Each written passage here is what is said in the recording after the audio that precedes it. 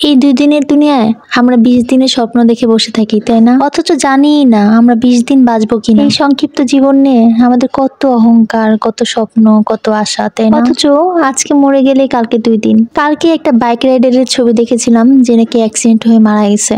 তো দেখে অনেক খারাপ লাগলো। একদম বাচ্চা একটা ছেলে ছিল। সেই ছোট্ট একটা ছেলের জীবনে হয়তো অনেক স্বপ্ন ছিল। সেও হয়তো স্বপ্ন দেখতো জীবনে অনেক বড় হবে, অনেক কিছু করবে। কিন্তু দেখেন সে আজকে কোথায় চলে গেছে। আমরা আসলে আশেপাশে এত মৃত্যু দেখেও মৃত্যুকে আর ভয় করি না।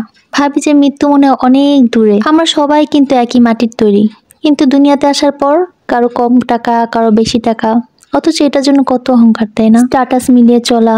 আবার আমরা কিন্তু সবাই এক মাটিতেই চলে যাব।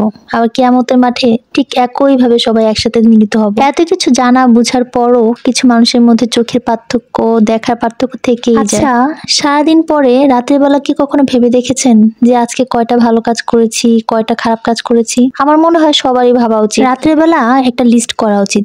প্রতিদিনে একটা করে ভালো কাজ আমাদের সারাদিনে রাখা উচিত। তারপরে আস্তে আস্তে করে একটা একটা করে ভালো কাজ করতে করতে ভালো কাজ বেড়েই যাবে। আমরা আসলে মানুষ হয়েও সত্যিকারে মানুষ হতে পারিনি।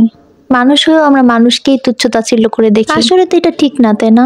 প্রত্যেকটা মানুষের মধ্যে মায়া, মহব্বত, ভালোবাসা এগুলো তো থাকা উচিত। নইলে একটা মানুষ আর পশু পাখির মধ্যে পার্থক্য কিভাবে হবে বলেন তো? কিন্তু দেখেন আমাদের কিন্তু মানুষের জন্য এত মায়া লাগে না যতটুকু পশু পাখির জন্য লাগে। পৃথিবীতে অনেক মানুষই আছে যারা অনেক দরিদ্র, যারা এখনো খেতে পারতেছে না, খাবার নাই, কিন্তু তাদেরকে দান করার মন মানসিকতা আমাদের নাই। আল্লাহ তাআলা কিন্তু বলে দিচ্ছেন মানুষ হয়ে মানুষকে সবার আগে ভালোবাসতে। মানুষই হচ্ছে শ্রেষ্ঠ মানুষ যাকে ভালোবাসতে হবে। যে মানুষ মানুষ হয়েও মানুষের জন্য ভালোবাসা নেই, তার মতো নিষ্ঠুর মানুষ দুনিয়াতে আর একটাও নেই। সাদা কালো, ধনী গরিব কতই না অহংকার, তাই না? আচ্ছা, মরার পরে সাদা বলে কি আপনি জান্নাতে থাকবেন, আর কালো বলে সে কি জাহান্নামে থাকবে? সেটা তো না, তাই না?